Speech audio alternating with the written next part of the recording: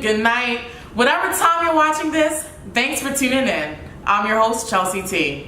Today I will be joined by Washington Redskins' own Fish Smithson. But before he comes and joins us in the studio, you all know I cannot go long without something making me upset in this world of sports.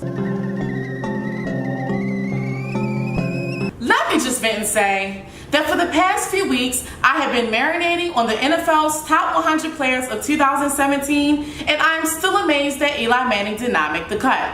Now you're talking about a list of 100 players, not a 53-man roster.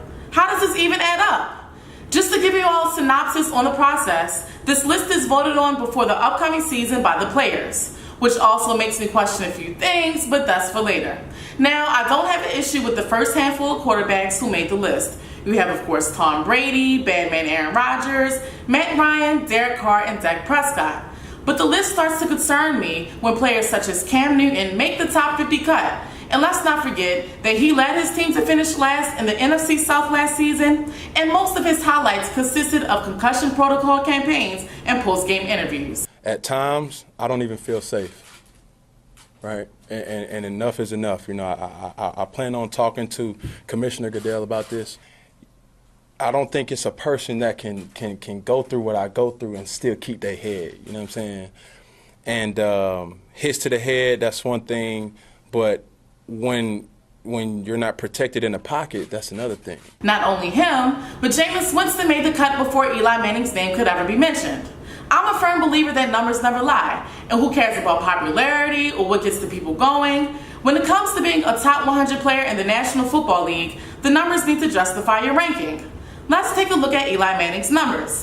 Last season, Manning threw 26 touchdowns with 16 interceptions and over 4,000 passing yards, finishing off with a quarterback rating of 86. That's greater than just subpar, right? The Giants finished second in the NFC East, making their way to the wild card round of the playoffs against the Green Bay Packers, where of course they lost, but the pure fact that they made it to the playoffs speaks volumes compared to the Panthers or the Buccaneers. Looking back to the NFL's top 100 players of 2016, Eli Manning finished 47th with stats of 405 more passing yards, 9 extra touchdowns, and 2 fewer interceptions than his numbers last season. Something just isn't adding up here, and I for one want to call the commissioner and ask for a revote on Manning's behalf.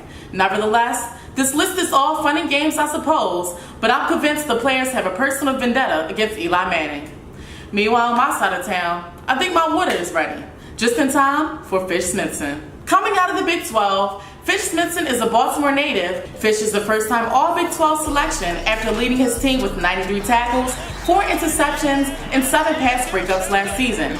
He has now swam over to the Washington Redskins fishing pole, who signed him as an undrafted free agent. Thank you for joining me today, Fish. Thanks for having me. No problem. And compliments of one of my vendors, they were able to give us some freshly imported tea, imported from wherever it's imported from. So make sure you enjoy that. Of course, I would. So it's to my understanding that your grandmother came up with this name Fish, and your birth name is Anthony. So give us a little background as to why she decided to do that. Just when I was young, 1 or 2 years old, she gave me that name, and it kind of stuck with me my whole life. And you also have your older brother Shaky, who's also a member of that diverse name club, and a former wide receiver of the Green Bay Packers. So talk about the transition from stepping out of the shadow of your older brother to now being able to make a name for yourself. It was a big shadow step out. Just being under him since I was 10 years old, and just living with him. He went to the University of Utah. I kind of moved out there with him also. Then he went to Green Bay, and I was just around the facilities, around the coaches. Everybody just called me, a little shaky little brother. And then, once I went to the University of Kansas, made a name for myself, and then eventually, stepped into the big leagues. Now, some people go to him like, "Oh, you Fish, brother." And he just laughed at that. Oh, excellent. And so, being a Baltimore native, how is it to play for a team not so far from home? It's bittersweet. I'll just be honest. It's bittersweet. Cause I got a big family. I got 7 brothers and sisters. Got a whole lot of cousins. Aunts, uncles. So of course they want hit me up, blow me up all day, every day. Cause I'm so close to home. So I guess that's the bitter part. But it's just sweet that all of them get to come to my games and just watch me and enjoy the journey with me. Your time in Kansas has definitely made its impact in the record books. You have done a phenomenal job. So talk about how that program has bred NFL athletes such as Aqib Talib, who's personally one of my favorites, and Chris Harris Jr. Talk about that relationship and how it's helped mold you into an athlete on and off of the field. Exactly. Those 2 guys that you just mentioned, I actually trained down in Orlando, Florida this past offseason, get ready for the combine and get ready for pro day.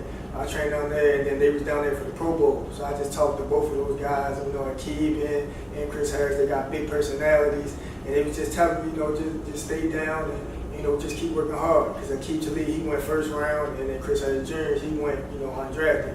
So I just heard both of their stories, and it kind of was just good, just to hear from a first rounder, somebody that won drafted, but now they're in the Pro Bowl together. And speaking of Chris Harris Jr., you said it, he signed as an undrafted free agent to the Denver Broncos. So does that give you a bit more motivation this upcoming season? Yeah, of course. Knowing him, he can go out there and do it, and I've just been talking to him a lot actually, and he's just been giving me some training tips. Just stand inside my playbook, everything like that. So just to go out there and see him, being an undrafted player just like me, and him having success in the league, and then making a lot of money, also making a lot of Pro Bowls, all-pro team, that definitely motivated me. What is your vision for this upcoming season? What is your message that you, Fish, want to send? Right. I want to say that I was one of the best safeties coming out last year. Of course, I was mad, as a competitor, I didn't get drafted. I felt like I was the best. But now, that's in the past. And now I'm just, got to go out there and make the team, prove everybody wrong that didn't draft. And how is that mentally for you, just overcoming the whispers of him not getting drafted? How do you overcome that? It's tough. It's tough because you hear 2 sides of it. You hear the side that, he's not this, he's not that, and then you also hear, the good sides of it. Why, he won't draft, but he's still a good player, it's a good fit. You just hear a lot of just mixed feelings, but at the end of the day, I just use all that, to just motivate me. And speaking of motivation, does this mohawk hair give you a bit extra motivation for your height? You go to my head, yeah, dude. My first year at Kansas, I just had my fro, and then I turned into a hawk, so now, that is motivation. And thank you all for joining me. Tune in next time for another edition of Tea with Chelsea T. And remember, your day is never complete without a dose of tea with Chelsea T.